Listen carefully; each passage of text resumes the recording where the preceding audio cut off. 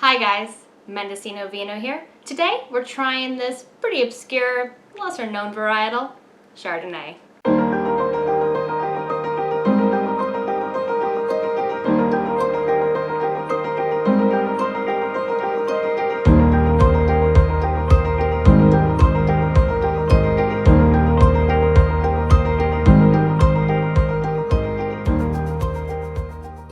The Wine Folly Challenge is where I try all 86 grapes and 14 wines featured in the Wine Folly Magnum Edition, first alone and then paired with something I make.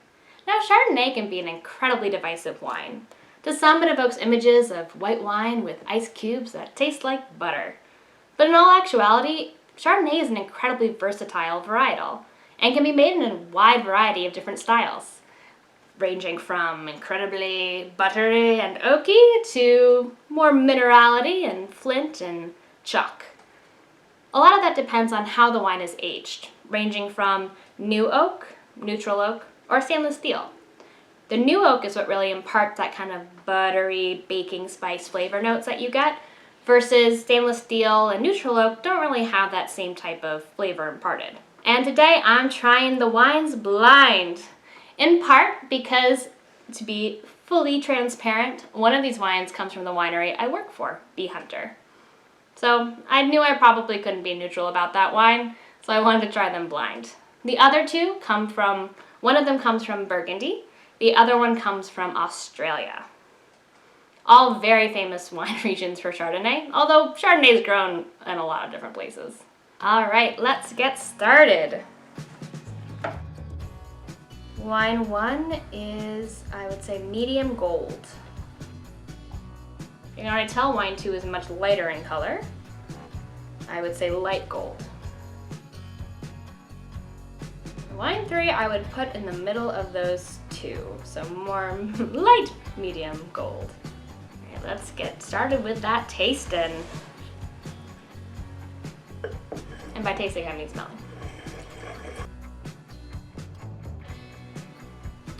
Quince, starfruit, not a ton of oak, I'm not getting vanilla, I'm not getting baking spices. Hint of minerality on there too. I'm gonna do things a little bit differently this time, and I'm actually gonna smell through all three before tasting all three. So, wine number 2.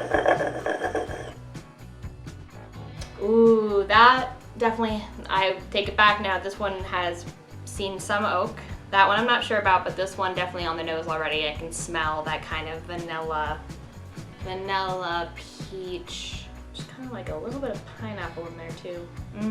Smells good. I like my Chardonnay. I like Chardonnay kind of in every style. I like it oaked, like unoaked, stainless steel, you know. All right, wine number 3.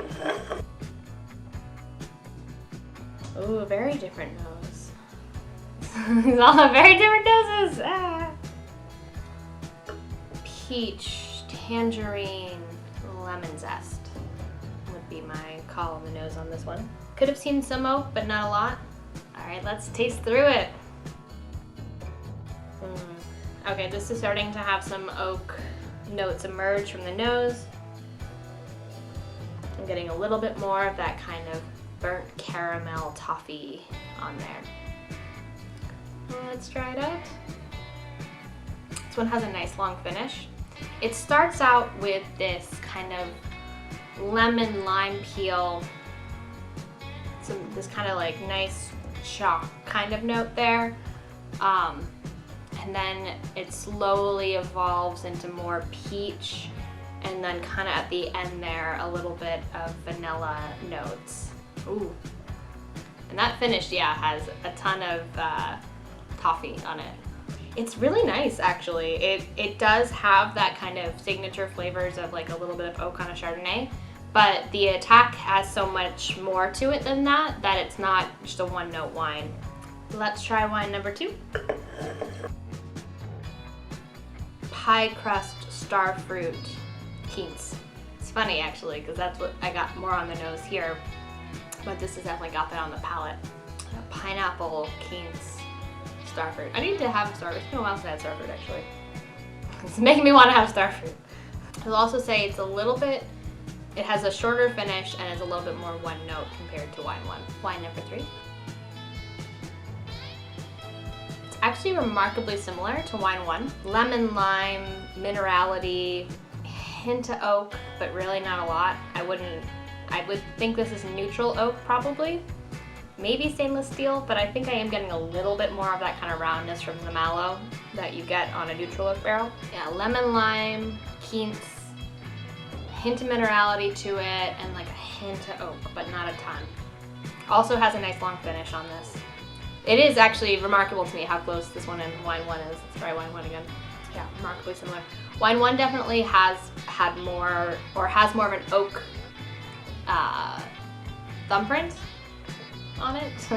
But that would be where I would kind of draw the line between the two. And I'd say the oak comes in, it's gonna be funny when, I don't think these are all stainless steel, we'll find out. I didn't actually look at that before trying them. So, again, to sort of make sure that I don't know what wine is which, although I do know that Bee Hunter is aged in neutral oak, so again, doing things a little bit differently. I'm going to reveal the wines before I try it with the food.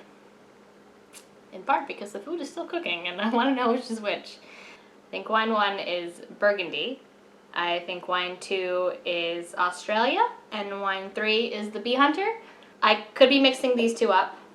I'm pretty sure this is the Australia. In order of what I like best, I'm going to tie these two wines.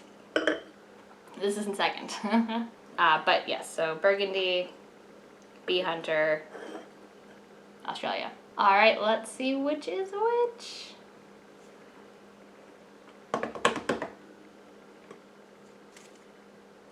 Burgundy! And I bet you, Bee Hunter.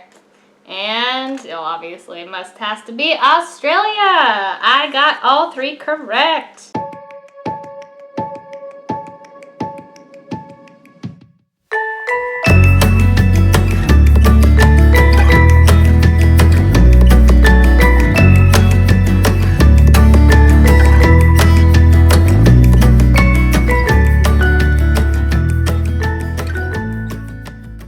For my pairing today, I have a creamy polenta with 3 cheese fondue.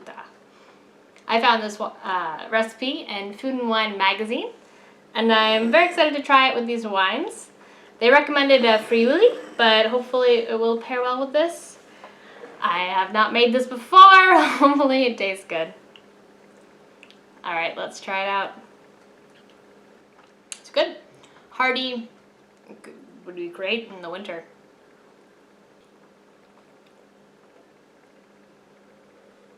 Excellent. It's got this like rich, cheesy flavor that just pairs beautifully with Chardonnay. Yeah, I feel like I don't have a lot of commentary about this. It just tastes great together. I will say this is a little salty.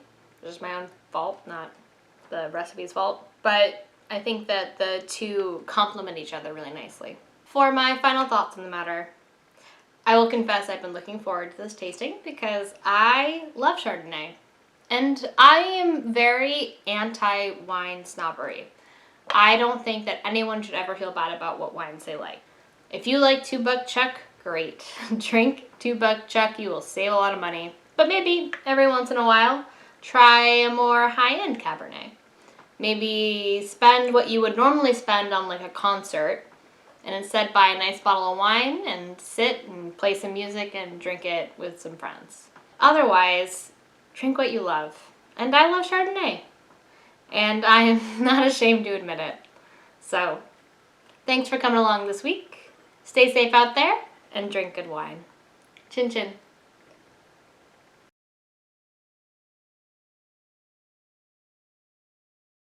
This one is more of a like it comes it doesn't come in your mouth. I'll take that part out.